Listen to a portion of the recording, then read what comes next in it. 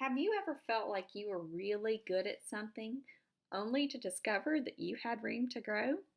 This is what happened to me this semester as I took professional communication at Arkansas Tech University. Hello, this is Melanie Dean, and today I would like to share with you my growth in professional communication. Now, before you think that I'm just a snob, I would like for you to understand that at the University of Texas at Tyler, I was a speech communication major. So when I saw that I needed to take professional communication, I was not worried about the course. But the course proved to humble me and to show me that I had room for improvement. In this presentation, I would like to take you through each module we studied, share with you my key takeaway from each module, and the way I plan to apply that takeaway in my professional life. In Module 1, we had an introduction to professional communication. My key takeaway from this module is that messages do not always reach their target. I think this is something that everyone can relate to. We've all sent a text or an email that never actually made it to our intended receiver. This can cause so many problems in organizations. So professionally, I plan to verify that messages are received as intended. This does not only apply to messages like texting and email. I plan to, as I actually speak to people and interact with them, that I verify that the message I sent verbally was received by the sender. I plan to do this through active listening and verifying my message. In Module 2, we learned the basics of grammar in communication. Boy, was this one humbling. My key takeaway from this module was that there is room for improvement in grammar education. As Americans, we have not been exposed to best practices when it comes to grammar in education. Professionally, I plan to apply this by being patient with myself and others when it comes to grammar. I plan to offer resources such as Grammarly to improve grammar proficiency in myself and in others. In Module 3, we looked at an overview of communication in the workplace. So my major takeaway from this was that there are three main forms of conflict resolution: negotiation, mediation, and dialogue. In this module, we discovered that negotiation is overused. Out of knowledge of this professionally, I plan to use mediation and dialogue to resolve disputes. I think this will help build more peaceful organizations and help to promote better communication.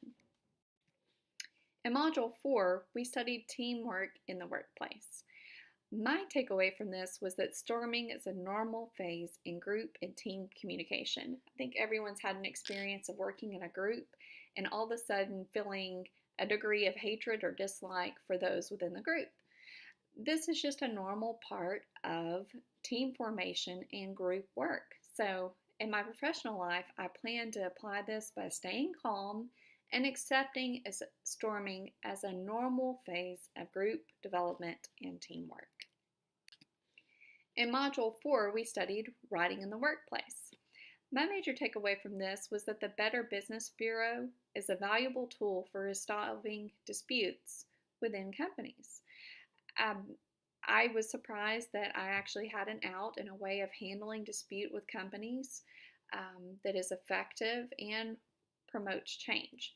So as a professional, I plan to utilize the Better Business Bureau's online complaint system when I have a continued or unresolved dispute with an organization.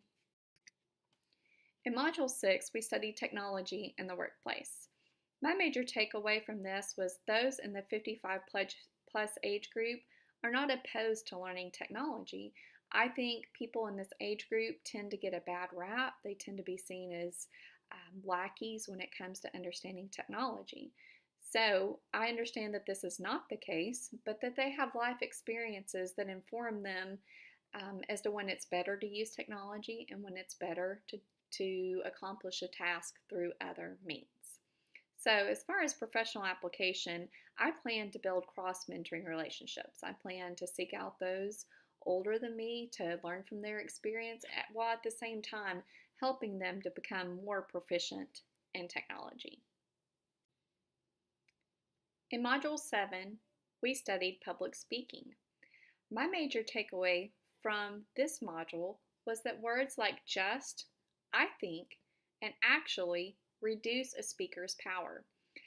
I learned formally that these phrases help to soften arguments and to help others agree with your message.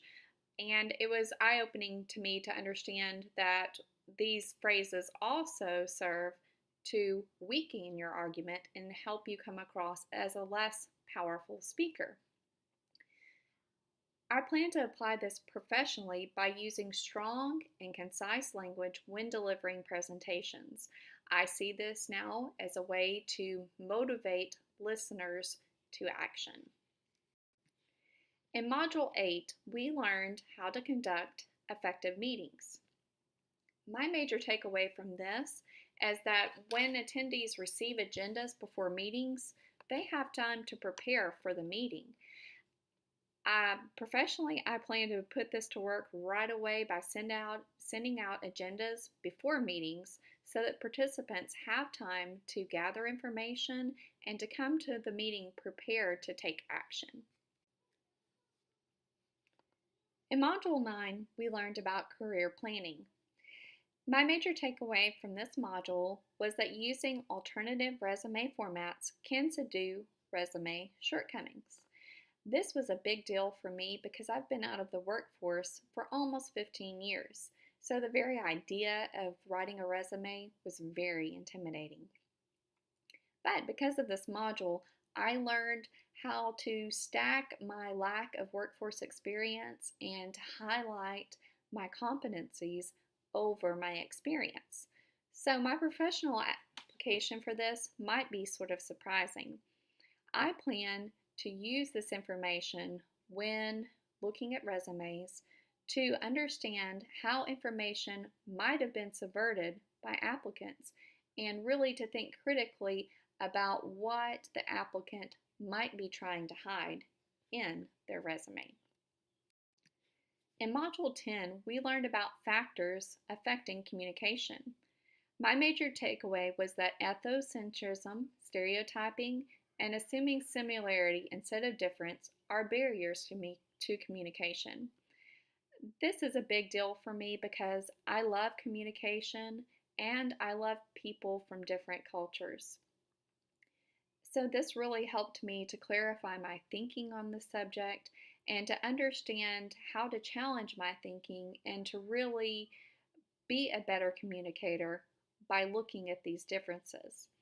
So professionally, I plan to challenge my thinking and to ensure that I am aware of these barriers to good communication.